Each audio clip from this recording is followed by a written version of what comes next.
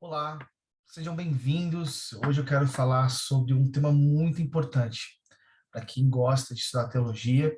Eu sou o Felipe Freitas, prazer estar aqui com vocês. Bom, eu quero falar hoje sobre os aspectos históricos e literários teológicos do livro de Jó. Bom, como você está acompanhando comigo aqui na tela, eu vou estar passando algumas vezes algum PowerPoint, tá? Então, é importante você estar acompanhando aqui comigo. Sejam bem-vindos a todos. Prazer estar aqui com vocês. Deixa eu ver como é que está aqui, tudo certinho. Vamos lá. Primeira questão é entender a essência desse livro.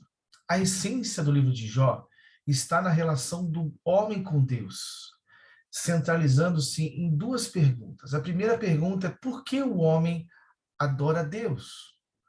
Então, Satanás, se você acompanhar comigo no slide, ele sugeriu que o motivo por trás da adoração de Jó era de engrandecimento centrado em si mesmo.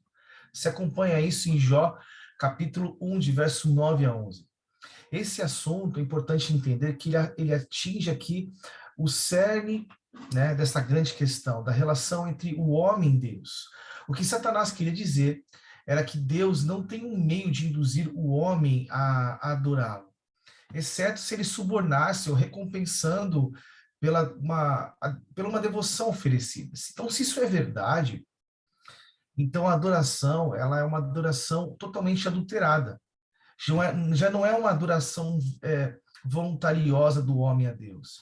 É uma adoração egoísta, ou seja, adoração egoísta não é adoração. E a segunda pergunta, para a gente entender aqui, introduzir aqui nesse tempo, é que como o homem ele pode reagir a Deus se ele não se interessa pelos problemas do homem? Então, o Jó é importante destacar que ele é um modelo do sofrimento imerecido. Ele apresenta respostas certas, respostas erradas a Deus em tempos de adversidade. Ele questiona Deus almejando uma explicação da sua experiência dolorosa, dramática, mas ele não amaldiçoa Deus como Satanás estava dizendo para Deus, né? Como Satanás já tinha estava predizendo duas vezes, né? Então a atitude de Jó foi a princípio, se você olhar pelo ponto de vista, ela foi elogiável, porque ele diz assim: bendito seja o nome do Senhor. E receberemos o bem de Deus e não receberíamos o mal, né? Ele fala sobre isso. E bem interessante que após os dois ataques de Satanás, ele não pecou. Mais tarde, porém, a atitude para com Deus ficou áspera e pecadora. Ele acusou Jó, né, ele acusou Deus de ficar olhando para ele de uma maneira estúpida, como se Deus estivesse oprimindo, aterrorizando ele. Então, ele começou assim a considerá-lo como se fosse um inimigo, escondeu-se dele, né? Tipo, como se Deus fosse injusto, como se Deus estivesse ignorando Jó.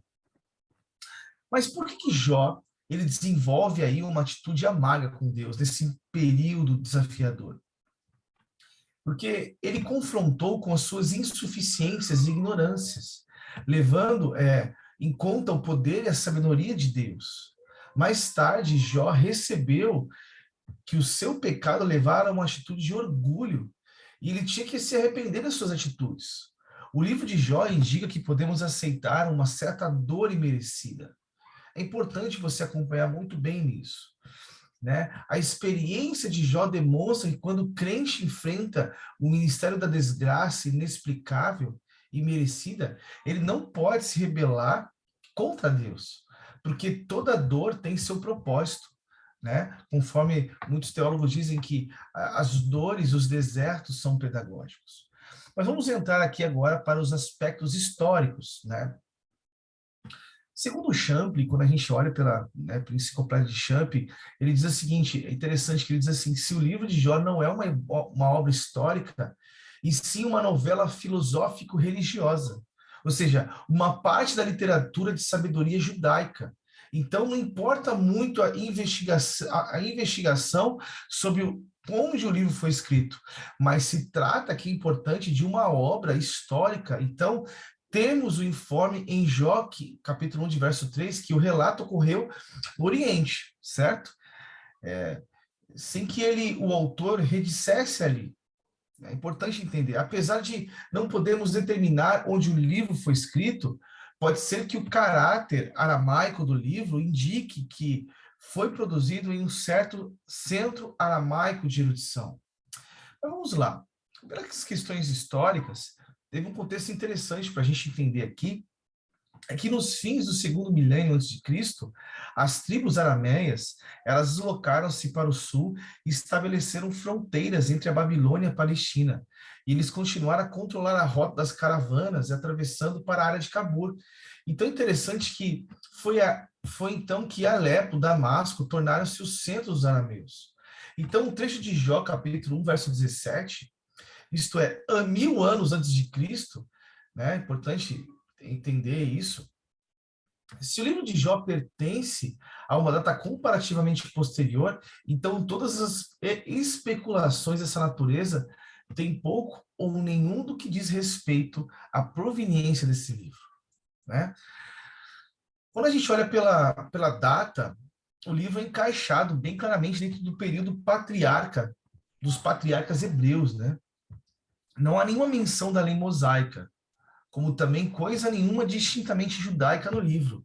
Alguns eruditos supõem que se houvesse uma tradição oral que perseverava a narrativa fora de Israel, antes de ter sido posta em uma forma escrita por algum israelista desconhecido, a gente tem que entender que foram feitas adições da parte de um editor ou editores posteriores, como um prólogo, alguns dos capítulos finais e o epílogo. E se Jó foi uma personagem histórica, então precisamos entender que não poderíamos datá-lo dentro dos limites amplos entre 2000 a 1000 anos antes de Cristo.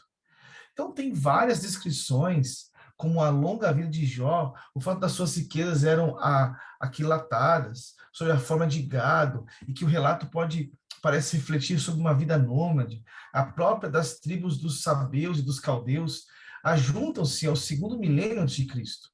Melhor que qualquer outra data posterior.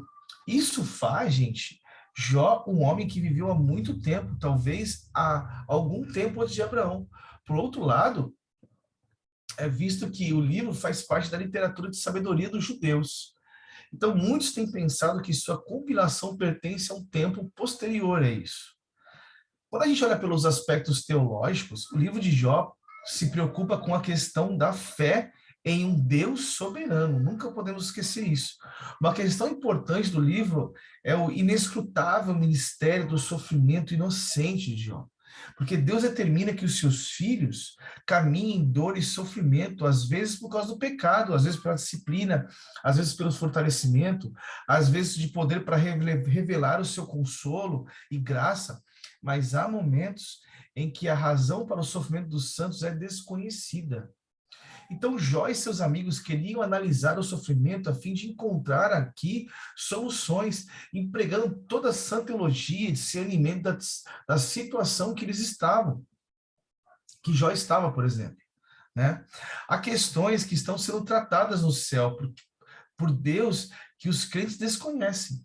Até mesmo o melhor dos esforços para explicar as questões da vida. O povo de Deus sofre.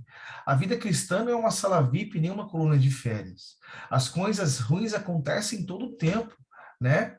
Então ninguém pode julgar a espiritualidade de outra pessoa com base, né? Em alguma questão esquematizada, né? Então é interessante entender isso. Agora, quando a gente olha pela questão da doutrina, a principal ênfase, quando a gente olha o livro de Jó, é a fidelidade em meio aos sofrimentos. Então, vocês podem acompanhar aqui os textos que nós temos que você pode analisar. Mas uma coisa interessante é que o livro de Jó, ele fala sobre os atributos de Deus, o caráter de Deus. Ele mostra que Deus liberta, que Deus é glorioso, que Deus é justo, que Deus é amoroso, que Deus é poderoso, que Deus é providente, que Deus é reto, que Deus é insondável, Deus é sábio e Deus se ira.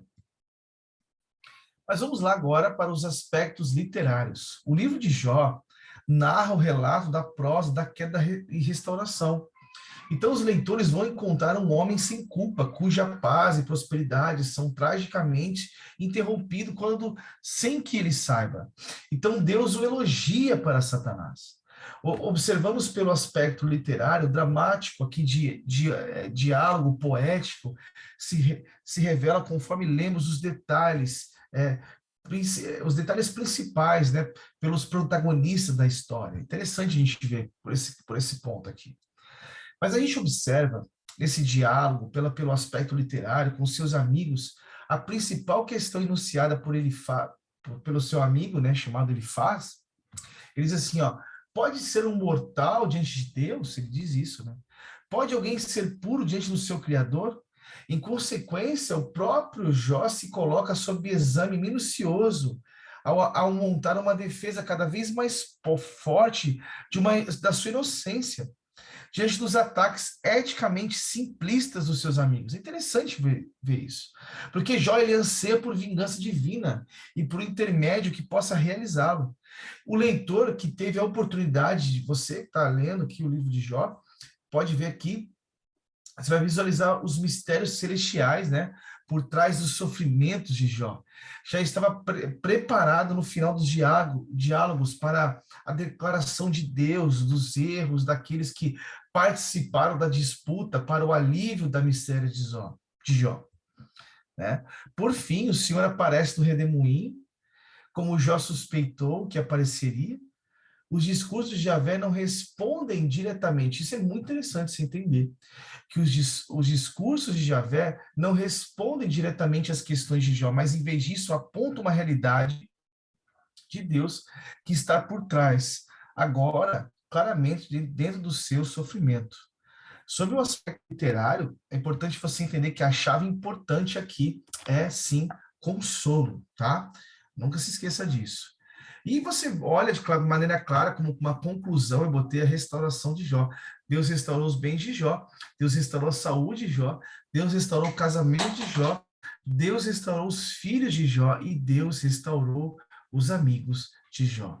Em vez de guardar mágoa das pessoas que falam mal de você, ore por eles, porque através da intercessão, Deus vai curar e perdoar os seus amigos. Bom, esta foi mais uma aula muito breve, bem objetiva, mas que Deus te abençoe. Fique na paz. Um grande abraço a todos.